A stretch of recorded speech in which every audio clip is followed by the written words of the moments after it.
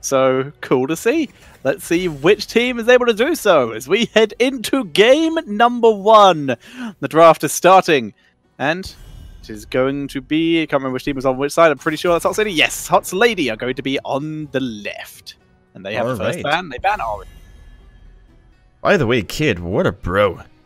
Getting himself here into the player booth despite being ill, obviously. Full commitment, full dedication. I love it. That's the spirit. Yep. I like I said, I was very proud of the I was very proud of all the Batman references in chat earlier. No one knew who I was. No one knew who cared who I was until I put on the mask. Was that a Batman one? Can't remember what that was from. I don't know. I'm sorry. Sorry to let you down. The other was if we pull the mask off his face, he will die. No one responded with the correct response there, so I will do it. It will be extremely painful for you. There we go. Can we start a crowdfunding of some source to basically allow Tetra to move to Hollywood and apply as a voice actor? I think that would be the way to go. I do currently have a project in the works which will involve me doing at least some voiceover. So here we go.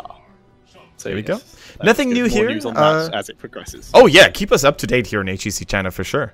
I would love to hear about it. As much as I can do. For now, Tassadar as the first pick. So far, very similar to the first couple games. If it ain't broke, don't fix it. Okay. So, ladies and gentlemen, we see a classic double support Vala, it seems, on the side of Hot's Lady. I don't think we're ever going to see a solo support Tassadar in China or any other region anytime soon. One day. One day. Remember the good old days when Fnatic played Dignitas? I can't remember which tournament it was exactly. I think it was DreamHack Valencia last year. And there were these crazy Lunara solo support Tassadar combinations. I loved it. Yeah, those were fun. It was very much the argument of just poke forever. Yeah. That was when Tassadar had like a ridiculously low cooldown in this shield, and it was just matter. We just heal up the damage via health regen and shield forever otherwise. He had like the permanent staying shield, so everyone was pre-shielded. Oh, it was a low enough cooldown, you could just spam it anyway. Yeah, that was not a fun time actually. I was not a fan of that. I think considering how abysmal it sounds in hindsight, I think Blizzard did a good job reworking Tassadar the way they did. I think it's definitely the right direction. Indeed. I'm not sure like what adjustments could be made to really make him drop completely out of the meta. Actually, I don't even think you need to make adjustments to him. I think just more anti-shields. We're already getting a couple, getting a little bit of KT, getting some more stuff that deals with shields means Tassadar will get less value. So yeah, I like it. Kel'Thuzad is going to have strip shields. That's actually going to be a very nice talent at level 4. And speaking of Kel'Thuzad, Tetra, I think in roughly 2 weeks' time, we're probably going to see him for the first time potentially in competitive play. Look at Gintro's bandana, by the way. What is that? A King Kerrigan? No, that would make no sense. It's definitely King something. We need King a closer Kerr. view. I think the first letters are K. Maybe? Turn your head. Maybe someone can actually decipher it already in the chat. Yeah, we'll wait for him to turn his head. We'll see. King Kick. Oh, Neptune! You're the Kexro. We were trying to. He turned his head. Anyway, we love Neptune. He is very. I think the only thing I could read was King Kekul or something along those lines. So no King Kong, unfortunately. Rainbow Jedi. Yeah. So we do have another Ragnaros coming in. Yeah. He Good point. Facing a resurgence, an unexpected one at that. And ETC always part of drafts today. I was actually looking off to the right on my second screen there to have a quick look at chat.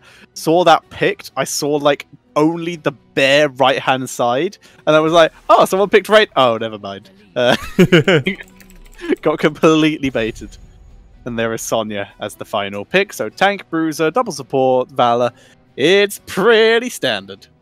Yeah, pretty standard indeed. Sonya ETC seems to be many a team's favorite frontline these days. Stitches once again didn't really do too well last game on Tomb of the Spider Queen, but doesn't change the fact that it's still a wonderful hero if you get those sneaky hooks in. Now, in my opinion, they need a little something that provides a little bit more wave clear. I know Ragnaros is pretty decent at it. I know Greymane with a cocktail build is pretty good at it, but I think they need a little bit more, don't you think? Yeah, I'd say so. More damage. They already have a lot of... They have follow-up, they have damage, but more of Eva would be very nice. So... I think a Leoric could be kind of sweet here.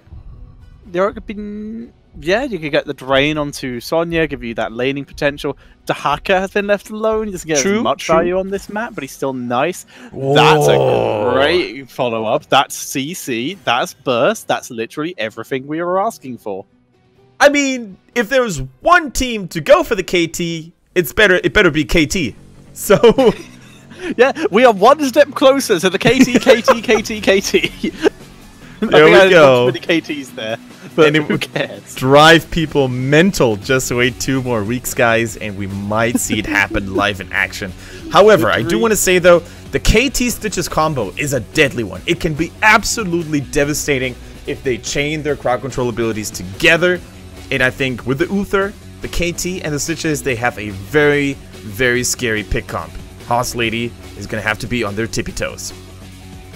Yes, they will, and this could be a very sneaky way for KT to take the win. This KT follow-up to the KT hooks could really be efficient for them. Oh yeah, that would be really sweet. Now, Tetcher, which draft do you prefer? Do you like the pick comp approach on Tomb of the Spider Queen by KT, or do you like the more standard meta approach that we have from Hoss Lady here with the ETC and the Sonya? The issue is a lot of the hook targets are very sustainable. It's very much going to be down to how much crowd control can be dropped in order to allow them to get this blow up. Here we go. Ladies and gentlemen, get your bodies ready for the first Kel'Thuz in quite some time here between Hoss Lady and KT.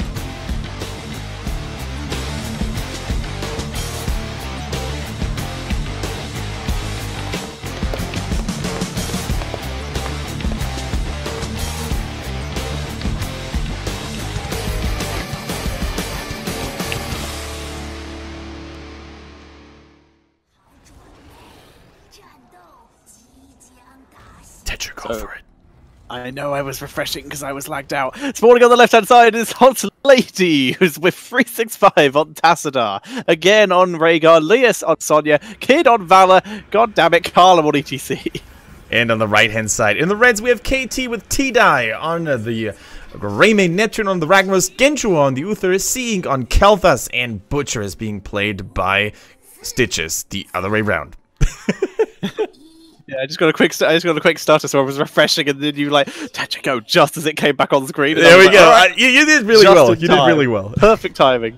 So level 1 talents. It is a Q build for the Uther. Kel'Thuz going with the Mana Addict here, not going with any special self-heal to try and deal with the Valor poke or the Tassadar poke or anything like that. Instead, he wants that big old burst shield late game to protect him against the Sonya. Exactly. I mean, you can only afford to go Convection in a pro game if there is an extended laning phase without any rotations, without too much ganking going on. And unfortunately, on Tomb of the Spider Queen, it's normally the wrong time to go for that route. On a map like Brex's Holdout, however, where you normally have a very extended bottom laning phase, it is sometimes acceptable to go for Convection even in pro play. So I think the Mana Addict is a perfect choice, gives you so much more survivability later on, and mana regeneration, of course, which is very important for the wave clear. Very important indeed. So right now, the wave clear, very effective. It's Greymane versus Sonya in the bot lane. Greymane does have a nice little advantage of having a range, which actually allows him to lane relatively decently against Sonya, and also their potential to burst if Sonya gets out of position. For now, though, Sonya is sustaining very easily. Exactly, and that's why Sonya went for block, because those Worgen attacks can hurt even the mightiest of barbarians. And as such, going for the block makes way more sense, whereas if you're getting poked by, let's say, mage abilities or something like a Leoric Drain, you normally want to go for the Warpaint, so you have your own means of self-sustain. Neptune, though, in trouble, gets the movement speed slow from his E.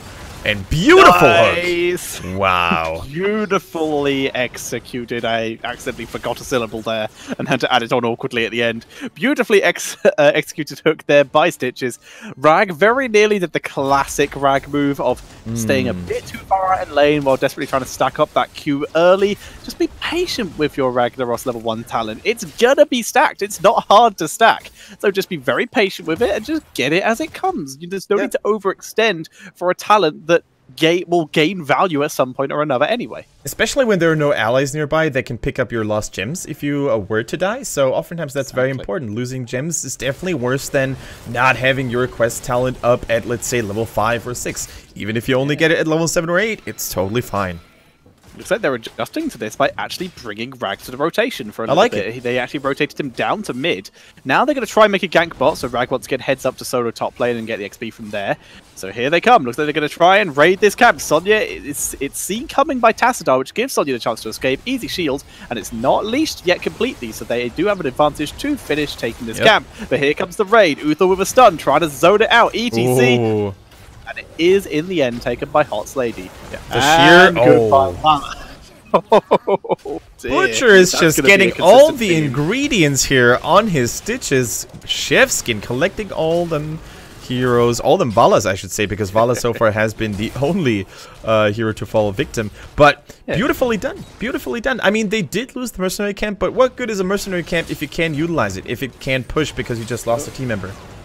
He died, lots of damage. Nice. He removed that. He is fine. And Genshwell able to pull back. Here's my question to you, Kendrick. What is the correct color of wine to go with a gourmet Valor? With a gourmet Valor? We need some red wine, of course. No, you got to go for rosé due to everyone running the exact same skin. The pink cowgirl skin. Okay, Actually, I don't think she's even running it this game. Oh, you said cowgirl. the exact same skin. Sorry. For some miraculous reason, I understood gourmet. The gourmet Valor instead of cowgirl. Yeah, that's what Valor. I said. Because you were talking about Chef Stitches. He's gathering the ingredients. What? Okay, I'm utterly confused now, Tetra. Your cooking meta is far beyond mine, so I apologize for not following.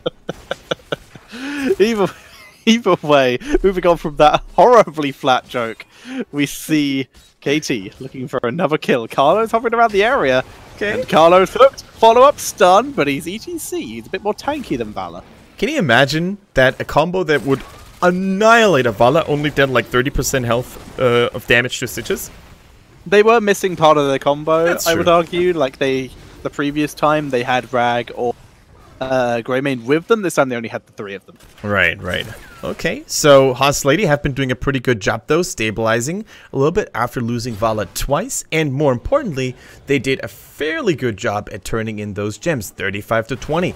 Very cool. Now, Neptune needs to be a little bit careful. Of course, he has the surging shield here on the E to have that movement speed available. Once again, we have this duel between Stitches and ETC. Are you brave enough to hook the ETC, or are your teammates going to pay the price for it?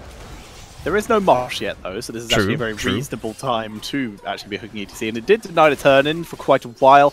Eventually, though, Hot Lady able to take control, and Carlo gets his turn-in. XP still a little bit in favor of KT, but with this turn-in, Hot Lady are likely going to get a little bit further ahead, potentially even surge ahead. If they're able to grab some nice kills there. Well-timed face melt there to prevent too much follow-up damage being dropped onto Carlo here, as Molten Core has to be used for the defense. Absolutely well done indeed, and now the Molten Core being used in the middle relatively soon, very prematurely, so that the tower defense lines in the middle wouldn't even be touched in the first place. Now, seeing, of course, rotating up, KT, Kel'Thas has the highest amount of wave clear available in the team, with the exception of Ragnaros and the Molten Core, of course, but, you know, dealing with those web viewers very handsomely is quite nice. Even T-Die in the bottom lane doing an outstanding job keeping the lane safe for now. Molten Claw did not last very long. It was actually took a bit of damage from the Web Weaver, so it dropped out very quickly. This Web Weaver will be cleared up before too much fort damage is done, but either way, enough towers were killed, and enough pressure has actually been put, and it's still being put onto the bot lane to allow Hot Lady to get their level 10 first, and this will allow them to farm up the extra 15 gems that they do need and potentially get another turn in. It should always be your main priority as the attacking team with the web viewers to destroy towers. If you go for more than that, you might actually feel the consequences of, you know, getting turned back on. For now, though, Sonya using the Wrath of the Berserker, Force Wall coming in, and Ragnaros is no more. We talked about the Force Wall earlier and how good it can be to lock retreating targets in, and it was just beautiful for the Sonya to capitalize on the Ragnaros, which was a little bit out of position. Exactly, it can't cleanse it. Can't cleanse Forceful. And it's pretty good. Also, ETC not going for Crowd Surfer, not going to try and pull off some crazy moves by isolating the team and then power sliding through his own team's Forceful to go for extra kills. Oh, that's a lot of gems. It is. That's 60. That is 11 gems. And one more dies from a minion. Here we go. T-Die. Is he going to find Leas in a dark alley? I think he is, but Leas realizes that Butcher is around the corner as well. He does not pursue. And Hot Lady, I think they got themselves the second turn, which is really nice. Gorge is now ready, though, just like the other level 10 heroic abilities, including the Sulphur Smash. And, of course, the Phoenix go for a throat as well.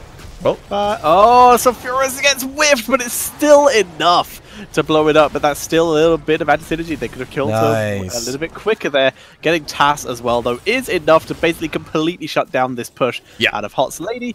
They begin to split and work down these Web Weavers. Bot is currently the most in danger, but is being left alone the most. So if you're not ETC, then there is no reason to be anywhere near Stitches. I know sometimes Stitches players like to hide themselves behind a wall or behind a neutral obstacle, so you won't immediately see them. But you just need to wait for the Web Weaver's arrival, and then you can maybe play a little bit more aggressively. So I don't really understand how Hot Lady made such a relatively beginner's mistake, I would call it. The only thing you need to do is just be a little bit patient. Don't go for poking wars. Don't go for any of those skirmishes. That could cost you dearly. And as such, great play by KT, though. Don't want to take anything away from them, but I just think that Hot Lady could have avoided losing 2 team members there. KT, though, do now have enough gems for 2 turn-ins in a row. Yeah. Unfortunately, Hot Lady still ahead in terms of levels. Only a little bit, though, are guarding the turn-in points consistently. And Moshpit is enough to sort of drive back any attempts at a turn-in. So KT, even though they were able to grab those kills, still playing defensively. But this actually kind of works in their favor, because playing defensively with Stitches is probably one of the best heroes to play defensively with, because you punish over-aggression. Exactly. That just happened to Hot Lady. They had to feel it themselves. And if you have so much follow-up burst damage after a hook that lands, like the Ragnaros, the Greymane, the KT, then as you said, as you summarized the Tetra, all you need to do is stay patient, wait for the level 13 talent to be unlocked. You know that Hot Lady does not have enough gems at the ready to get another Web Weaver turn-in. So all you need to do is just, you know, group up, rotate, take mercenary camps, soak a little bit, and wait until the enemies make a mistake or until you have level 13 yourselves. Exactly. And right now, KT are doing exactly that. Patience is a virtue. And KT appear in this particular game to have it in spades, as we just saw Mana Addict from Kael'thas be complete. He now has access to that shield. Yep, there we go. Mystical Spear, by the way, being locked in for Sonya at level 13. Escape potential after being hooked. Good plan. I like it. I like it. That's a really solid point. Now level 13 Gloom as well from Valor, by the way. She also just doesn't want to get blown up. Oh yeah. Air Shield, of course, as much. Oh, and sorry to interrupt again, but that's Deep Shift too. They are all in on just trying to survive here. It's Deep Shift for Tassadar, Earth Shield, like you said, Gloom, Mystical Spear. It's all about just not dying here. Exactly. Deep Shift is normally a talent that I absolutely do not encourage you guys to take, because oftentimes it interferes with your own combat performance, because while in the shift form you can't really use shields, you can't use storms, so oftentimes the nullification is being picked instead because it's much more teamfight relevant. However, in this rare situation where a Stitches Gork and a Stitches Hook can really ruin your day, the increased duration of your deep shift, or of your dimensional shift, excuse me, can allow you to escape. Now, that's the ETC Gorge. Backfire. They timed it well this time, so Furious lands, and keeps alive, zoning Moshpit. Okay, Carlo gets out, Molten Core is dropped. Oh no! It's Sonya and interrupts the Mystical Spear, she gets cleansed, and she's gone. Never mind, she's back, and she's trying to retreat again. All the protection face belts down. Sorry. Oh, bless you! Her life. Thank you. Sonya gets out. There we go. I mean, if you're in the middle of casting a Sonya play-by-play, you don't have time for any mute and... I'm not okay to be it. I'm not allowed to be ill. Down goes Uther. Sonya's still tanking through with the whirlwind. Moving forward, T-Die gets out, though, with the disengage. The Butcher Hook not landing, unfortunately. Stitches needs to aim those a little bit more carefully. But overall, his hook accuracy has been pretty much on point. Now, for the first time, I believe, in the game, we're going to see a wave of red Web Weavers being descended down to the Tomb of the Spider Queen. Unfortunately, Uther is a goner, so there is no sustain, no protection against any ETC assaults. And as such, the push remains fairly unspectacular on the side of KT. And they put, like they said, the KT pushed. Even they have enough for another, I believe. Yeah, they still have all the rest of their over 60 gems just on 2 heroes. Lias, school spit. He is out of there. And here comes the rest of his team wrapping around. They've found a delicious Neptune. They've gorged Sonya. I think Butcher is just going to sacrifice himself for his team here. Oh no, Kale coming in from the other side. Looks like they might want to fight this. Butcher gets healed. So Furious lands. Oh, so close. Where's the range here? It's Greymane. It's not enough. He can't finish him. Finally, he's able to pick up the kill, and they even are able to grab Sonya from behind. As Neptune gets dropped by Valor, but survives. He's not done yet. He actually received the Divine Shield, was going... Oh my goodness, KT's blowing people up. Never mind, the Ancestral Healing lands just in the nick of time. And now all of a sudden it is KT who have to be extremely cautious against only 2 hot ladies. But they did a great job at staying alive. 44 gems on T-Die, 20-something on Neptune. They did a fantastic job. And, well, that's another Web Weaver. Yeah. Hopefully that one is going to get better than the previous one. The back and forth fight there between both of those teams, both just looking for kills every single possibility. That was one of the most micro-intensive fights I think we've seen in a long time. That was fantastically played by both sides. KT staying alive and Hot Lady fighting, you know, to the bone with only 2 members left alive. Now, what can they do with the Web Weavers? 16 is there for KT. We're going to see the Fury of the Sunwell, double Flame Strike. That's going to be a huge power spike for KT to hit. And Benediction also huge for the double stun, potentially. Yes, it is, and this is danger again. Gets Sulfurist. Kid gets Living Bomb and Holy Radiance taken out, and KT, they're starting to snowball. Remember the previous score between these 2 teams, both times they've met has been 2-0 for Hot's Lady. KT, they want revenge, and they want to finally put some points on the board. In the meantime, Sonya has not participated in those fights at all, and another Gorge coming in. I think it is Tassadar who ends up falling. 365 is no longer in the game for 42 seconds. Death timers are getting longer and longer as time passes. Now, Seeing needs to be a little bit careful. Teleporting back in the middle of the lane is always a risky endeavor. He was nearly there. He actually stopped just in case his team got engaged upon. Yeah. Now has to walk back for a fountain instead, which is fine. They're not too far away. He can regen up, get healed, fountain, do what he really needs to do. He's pretty safe here. Greymane fully stacked on Cocktail, doing a very solid job there. Kael'thas build, by the way, pretty much a full Living Bomb build here, going for the Pyromaniac. Pyromaniac, you'll sometimes see Fission Bomb in this kind of build. Just sometimes, yeah. Give yourself a better chance of hitting, but in this case, just means more Living Bombs and more Flame Strikes, because you do still get a bit of Flame Strike synergy with the level 16 Fury of the Sunwell, and likely Flamethrower, because Master of Flames, most teams are a bit too on point to dodge, not stand next to each other, although right now, ETC getting removed here. KT with yet another pick. Did you see the preemptive cleanse on, I think it was Butcher as well? Just so that he could not be stunned or knocked back by the ETC immediately after the hook. That was kind of nice to see. I'm not sure who the cleanse went on. I think it might have actually been KT as well. Just so that the follow-up stuns would have landed. So really, really well played by KT in terms of raw mechanics after the hook. And in generally speaking, I think KT has brought this game back under their control. They now know exactly where the enemies are. They see the minion. They have vision thanks to the minions. They saw Vala and Rhaegar sneaking around in the bottom lane, and for that reason, they say, you know what? We're going to utilize the distraction caused and take an objective on the opposite side of the map, and the boss is definitely going to come in very handily. However, there is exactly enough gems in the side of Hot Sadie for a turn in which they could use for defense, but there's also one more than enough for KT. If they get theirs in, they're going to have a boss and the turn, and it's going to be KT who get the turn in. So they can now push in with this boss, and they will have Webweaver support very shortly. This is what we call bad news. Oh, this is the worst news possible for HOTS Lady. They need to make something happen right now before level 20 hits. Beautiful cleanse once again to prevent Butcher from getting stunned. Now the turnaround. Again, dropping low. Leah's going in.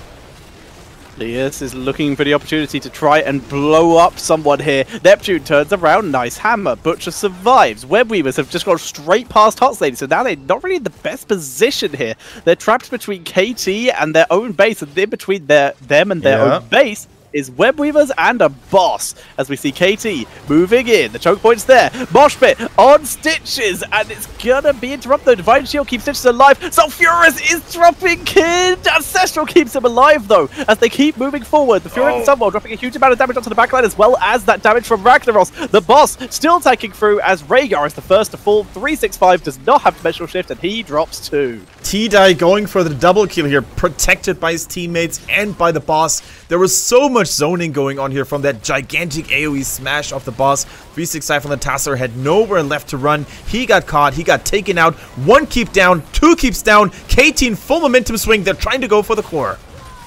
No mosh pit for Carlo. This is literally just hit things and delay. The Rain of Vengeance doesn't even land. The micro from KT just dancing around HOTS Lady right now. They're all so low, but it does not matter, as ETC...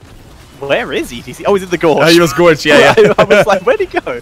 But the core is dropping. Gentro will die here, but he has redemption, and he's able to heal T-Die like this. And that is GG. KT break the curse and take game number 1 versus HOTS Lady. Now, all they need to do is basically just add one mode to the series for their first 3-point victory.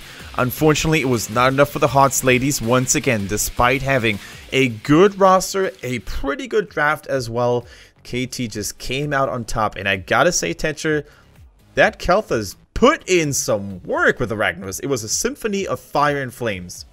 It really did, and the fact is, it's very rare that we actually see... it's very like it was the original return of Stitches with the Stitches Kael'thas combo and Stitches Tyrande back at the first Western Clash. Yeah. Now we're starting to get this back again, where we're actually seeing Kael'thas is still viable in this composition as long as he has that kind of protection. And in this case, he had the protection and was able to get that value. Very, very true. Very true. So we do have to say that KT, kudos top. The team that basically entered HGC China for the first time last season, so they're still one of the younger teams out there, is looking good. And I do want to give so many kudos to all the players, basically, but one person in particular, and I think that was T-Dye on the Greymane. I mean, sure, the hooks were great. Without them, nothing would have happened, most likely. The KG damage was solid, the wave clear was awesome, but T-Dye in those team fights, once again, going in when it was correct to do so, going in for the strong go for a throat resets, and I think all that, when it came together, just proved to be so much burst damage really to handle. And I think, Tetcher, the Rhaegar might have not been the right call to deal with that, because the Ancestrals came late time and time again, don't you think? The Ancestrals were good. I'm not really sure what you could take out of what supports were left, like Karazim, Palm. Yeah, because at least then it's gonna proc. You could also time it with Living Bomb a lot of times. Yeah. Like really, I'm not really sure what they could have done to that would have been better there. Even if they had gone for Karazim, I'm not sure his healing numbers would have been good due to how split they were a lot of the times. And then again, picking Karazim from Stitches, picking Karazim into Kael'thas is also not the wisest of choices. So I'll take back a little bit of my criticism, but it was insanely hard. It was insanely hard for the Rhaegar to land those Ancestrals. So yeah, good point. I'm not sure who would have been a better support there. Like that was a rough game. If Auriel was available, I don't think so. Auriel was banned. She was first banned again. It was Auriel, Genji again, I think. Yeah, so maybe next time. I mean, maybe a Brightwing with Emerald Wind to push everyone back after a target got hooked. Same issue as Karazim of Living Bombs. It's true. Karazim difference is you get extra movement speed out of it more consistently, but with Brightwind you get spell barrier, so it's very much a comparison between the two. Which one you think is going to give you more value?